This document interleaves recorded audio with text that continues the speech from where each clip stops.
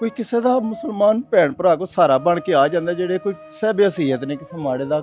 ਇਸ ਵਕਤ ਦੇ ਵਿੱਚ ਪਤਾ ਲੱਗਦਾ ਕਿਹੜਾ ਮੁਸ਼ਕਲ ਦੇ ਟਾਈਮ ਕੰਮ ਆਉਂਦਾ। ਬੱਚੇ ਕਿੱਥੇ ਜੇ? ਬੱਚੇ ਨਾਨਕੇ ਟੁਰ ਗਏ ਨੇ। ਬੱਚੇ ਨਾਨਕੇ ਭੇਜ ਦਿੱਤੇ ਜੀ, ਕੀ ਕਰਨ ਇੱਥੇ? ਨਾ ਕੋਈ ਉਹਨਾਂ ਦਾ ਬਸਤਾ ਹੈ, ਨਾ ਕੋਈ ਕਿਤਾਬ ਹੈ, ਨਾ ਕੋਈ ਕੱਪੜਾ ਹੈ ਉਹਨਾਂ ਦਾ। ਮੈਨੂੰ ਇਹਨਾਂ ਤੇ ਪਤਾ ਮੇਰੇ ਬੱਚੇ ਖੈਰੀਅਤ ਨਾਲ ਨੇ। ਮੇਰੀਆਂ ਅੱਖਾਂ ਦੇ ਸਾਹਮਣੇ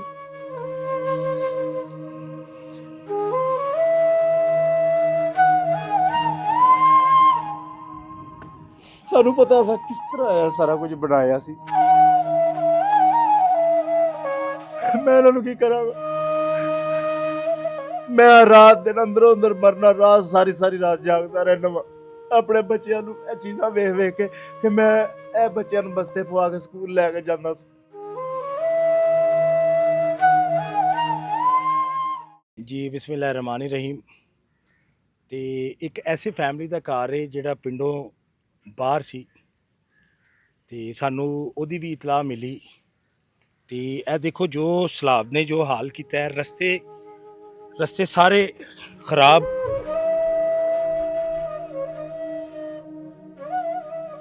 ਕੋਈ ਐਸਾ ਰਸਤਾ ਨਹੀਂ ਕਿ ਜਿੱਥੋਂ ਅਸੀਂ ਆਸਾਨੀ ਨਾਲ ਜਾ ਸਕੀਏ ਪਿੰਡ ਦੇ ਵਿੱਚ। ਜਿਸ ਤਰ੍ਹਾਂ ਕਿ ਮੈਂ ਗੱਲ ਕਰ ਰਿਹਾ ਸਾਂ ਕਿ ਮੈਂ ਸਿਰਫ ਇਹ ਦੇਖ ਰਿਹਾ ਸਾਂ ਕਿ ਯਾਰ ਇਹ ਲੋਕ ਕਿੱਥੋਂ ਤੱਕ ਮਦਦ ਕਰ ਰਹੇ ਨੇ। ਮੈਂ ਫਿਰ ਥੋੜਾ ਜਿਹਾ ਸਟੈਪ ਲਾਂਗਾ ਕਿ ਇਹਨਾਂ ਨੂੰ ਮੇਨ ਚੀਜ਼ਾਂ ਜ਼ਰੂਰਤ ਕੀ ਨੇ।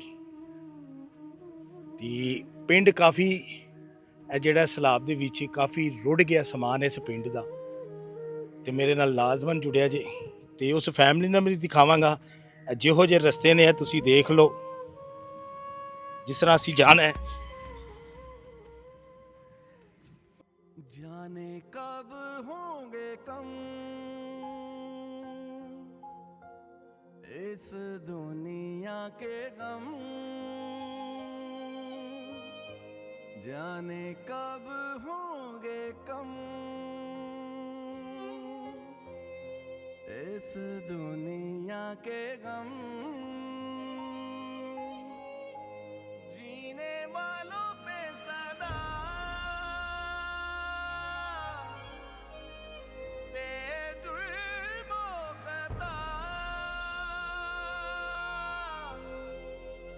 होते रहे हैं सितम,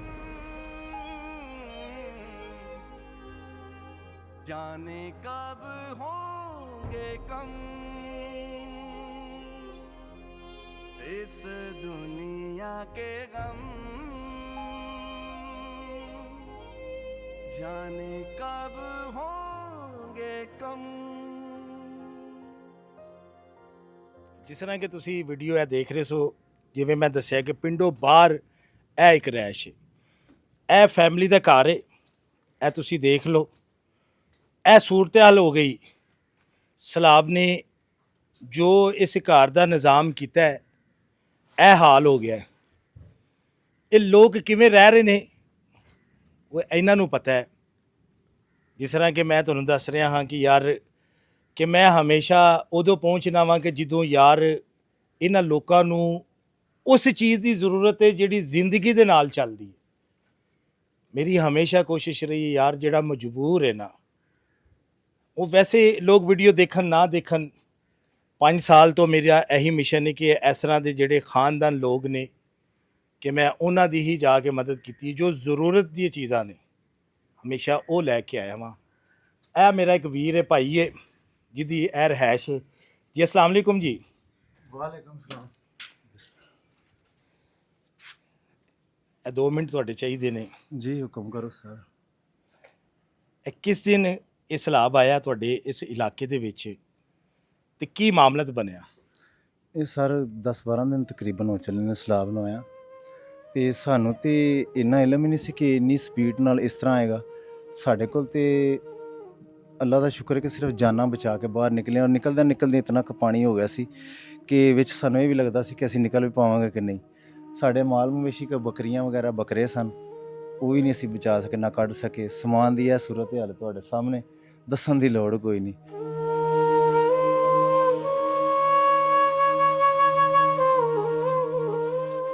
ਕਿ ਇਸ ਟਾਈਮ ਅਸੀਂ ਜਿਹੜੇ ਤਨ ਦੇ ਕੱਪੜੇ ਪਾਏ ਨੇ ਉਹ ਵੀ ਸਲਵਾਰ ਹੋਰ ਤੇ ਕਮੀਜ਼ ਹੋਰ, ਤੇ ਬੱਚੇ ਮੇਰੇ ਨੇ ਉਹ ਗਏ ਨੇ, ਉਹਨਾਂ ਬੜੀ ਮੁਸ਼ਕਲ ਨਿਕਲੇ ਨੇ। ਮੈਂ ਉਹਨਾਂ ਨੂੰ ਆਂਦੇ ਨੇ ਪਾਪਾ ਅਸੀਂ ਘਰ ਆਣਾ ਹੈ, ਸਕੂਲ ਜਾਣਾ ਹੈ, ਇਹ ਉਹਨਾਂ ਦੇ ਬੈਗ ਪਏ ਨੇ।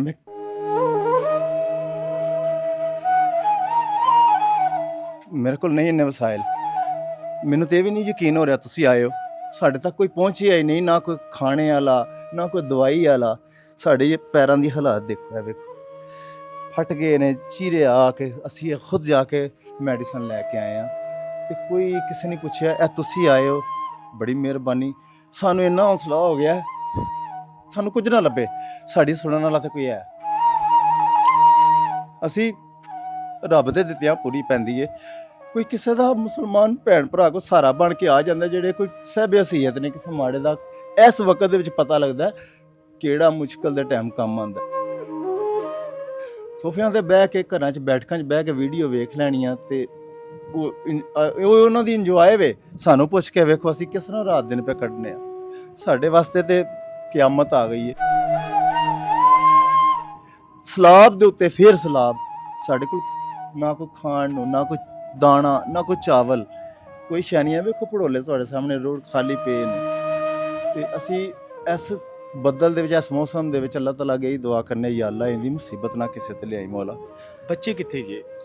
ਬੱਚੇ ਨਾਨਕੇ ਟੁਰ ਗਏ ਨੇ, ਬੱਚੇ ਨਾਨਕੇ ਇੱਥੇ ਭੇਜ ਦਿੱਤੇ ਜੀ ਕੀ ਕਰਨ ਇੱਥੇ? ਨਾ ਕੋਈ ਉਹਨਾਂ ਦਾ ਬਸਤਾ ਹੈ, ਨਾ ਕੋਈ ਕਿਤਾਬ ਹੈ, ਨਾ ਕੋਈ ਕੱਪੜਾ ਹੈ ਉਹਨਾਂ ਦਾ। ਉੱਥੇ ਉਹਨਾਂ ਦੇ ਨਾਨਕੇ ਜਿਹੜੇ ਨੇ, ਚਲੋ ਕਮ ਸੇ ਕਮ ਮੈਨੂੰ ਇਹਨਾਂ ਤੇ ਪਤਾ ਮੇਰੇ ਬੱਚੇ ਖੈਰੀਅਤ ਨਾਲ ਨੇ, ਮੇਰੀਆਂ ਅੱਖਾਂ ਦੇ ਸਾਹਮਣੇ।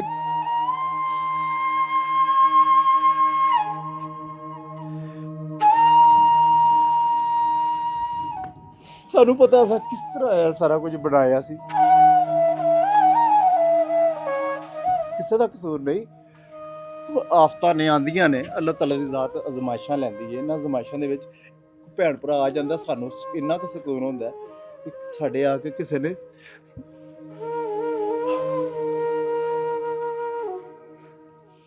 ਇਹ ਸਾਨੂੰ ਵੀਰ ਕੀ ਦਿੱਤਾ ਹਕੂਮਤ ਨੇ। ਪਹਿਲੇ 3 ਦਿਨ ਸਾਨੂੰ ਕੁਝ ਖਾਣ ਪੀਣ ਨਹੀਂ, ਕੋਈ ਗੱਲਬਾਤ ਨਹੀਂ, ਕੋਈ ਮੈਡੀਸਨ ਨਹੀਂ, ਕੋਈ ਚੀਜ਼ ਨਹੀਂ ਹੈ।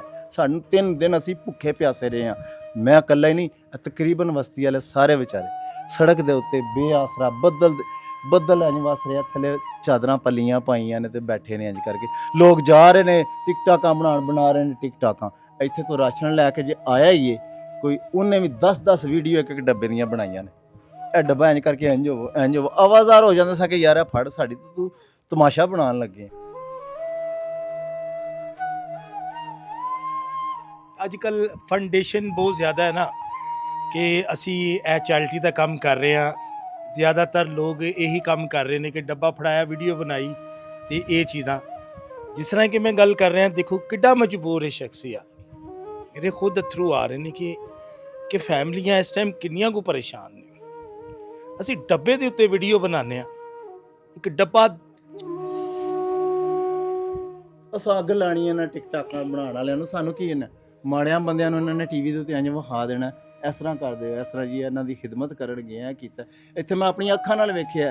ਤੁਸੀਂ ਤੇ ਫਿਰ ਇੰਨੇ ਗੰਦ ਦੇ ਵਿੱਚ, ਚਿੱਕੜ ਖੋਬੇ ਦੇ ਵਿੱਚ ਚੱਲ ਕੇ ਇੱਥੇ ਆ ਹੀ ਗਏ ਹੋ। ਮੈਂ ਇੱਥੋਂ ਆਵਾਜ਼ਾਂ ਮਾਰਦਾ ਰਿਹਾ, ਮੇਰੇ ਪੈਰ ਗਲ ਗਏ ਸਨ ਬਾਰ-ਬਾਰ ਚੱਕਰ ਲਾ ਕੇ, ਕਿ ਸਮਾਨ ਵੇਖਦਾ ਸਾਂ। ਉੱਥੇ ਸਾਹਮਣੇ ਖਲੋਤੇ ਨੇ ਸਰ, ਸਾਨੂੰ ਕੋਈ ਡੱਬਾ ਹੈ ਉੱਥੇ ਤੂਤ ਦੇ ਉੱਤੇ ਰੱਖ ਜਾਓ, ਬੂਟੇ ਤੇ ਰੱਖ ਜਾਓ, ਮੈਂ ਜਾ ਕੇ ਲੈ ਲੈਣਾ। ਨਹੀਂ ਜੀ ਨਹੀਂ, ਉਹ ਤੁਸੀਂ ਬਾਅਦ 'ਚ ਪਤਾ ਲੱਗਾ ਜੀ ਉਹ ਡੱਬਾ ਦੇਣਾ, ਵੀਡੀਓ ਬਣਾਉਣੀ। ਓਏ ਮਰੇ ਜਾਂਦੀ ਵੀ ਬਣਾ ਕੇ ਲੈ ਜਾਇਆ ਕਰੋ ਯਾਰ, ਉਹਨਾਂ ਦੀ ਵੀ ਚਾੜਿਆ ਕਰੋ ਕਿ ਹੈ ਜੀ। ਮੈਂ ਵੇਖਾਂ ਕਬਰਸਤਾਨ 'ਚ ਤੁਸੀਂ ਟਿਕਟਾਕਾਂ ਲੈ ਕੇ, ਆਪਣੇ ਕਫਨ ਦੇ ਵਿੱਚ ਜੇਬ ਨਹੀਂ ਹੁੰਦੀ, ਉਹਦੇ 'ਚ ਲੈ ਕੇ ਜਾਇਆ। ਇੱਕ ਤਕਲੀਫ ਹੈ ਨਾ, ਇੱਕ ਐਸੀ ਤਕਲੀਫ ਇਸ ਵੀਰ ਨੂੰ, ਬੱਚੇ ਨਹੀਂ ਉਹਦੇ ਸਾਹਮਣੇ, ਘਰ ਉਜੜ ਗਿਆ ਸਾਰਾ, ਇਹ ਸਮਾਨ ਸਾਰਾ ਉਜੜ ਗਿਆ। ਕਿਹਨੂੰ ਦੱਸੇ, ਕਿਹਨੂੰ ਕਵੇ? ਇੱਕ ਤਕਲੀਫ ਨਾਲ ਹੀ ਹਰ ਸ਼ਖਸ ਬੋਲਦਾ ਹੈ। ਇਹ ਵੀਰ ਹੈ, ਮੇਰਾ ਭਾਈ ਹੈ।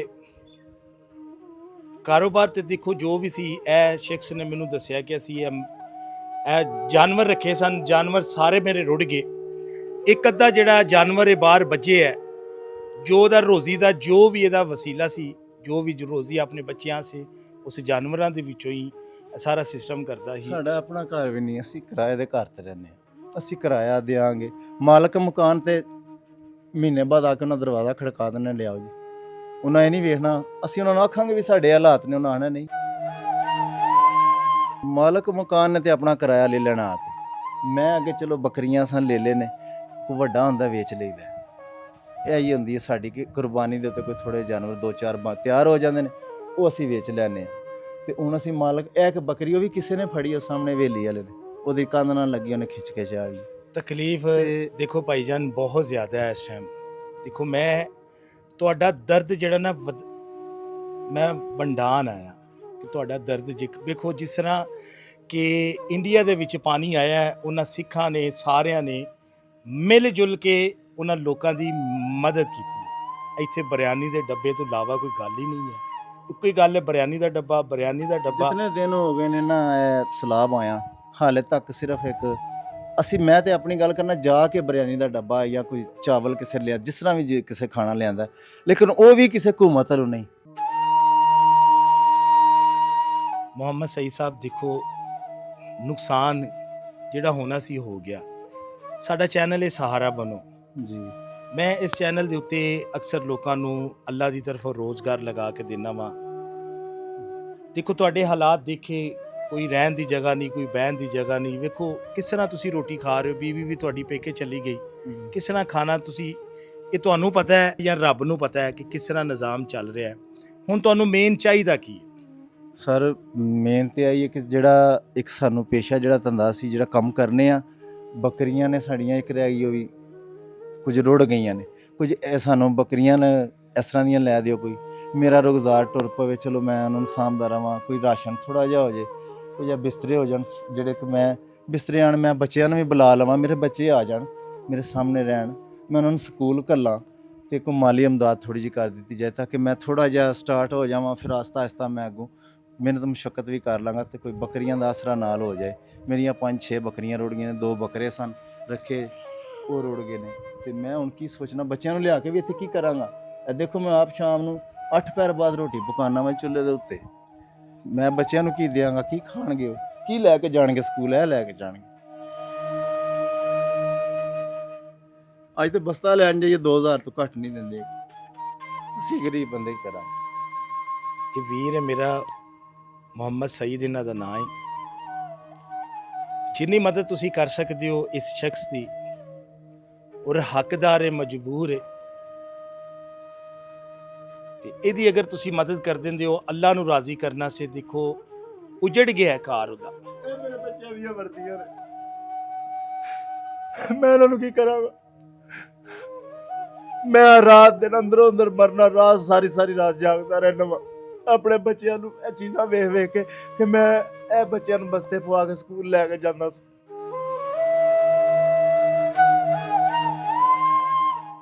ਕਿਸੇ ਨੂੰ ਅਹਿਸਾਸ ਨਹੀਂ ਕਿ ਇਹਦੇ ਬੱਚੇ ਨੇ।